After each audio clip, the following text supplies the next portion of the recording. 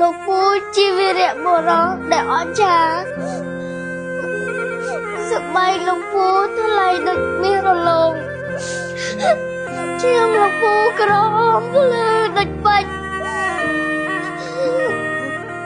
ជីវិតលោកពូបូជាជូនជាធំធេងលោកពូសូមដឹងគុណ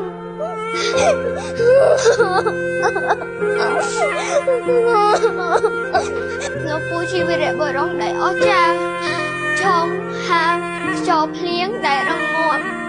លោកពូជាខែដែលការពារជាតិឲ្យទឹកដីខ្មែររឹងមាំមិនរលាយ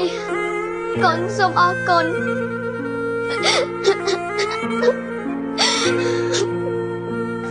លោកពូបានបោះបង់ក្តីសុខផ្ទាល់ខ្លួន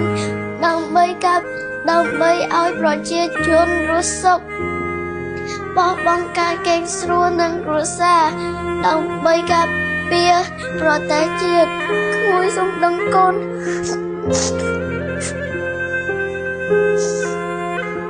ពេលព្រះអាទិត្យរះនៅលើដំបូលសាលា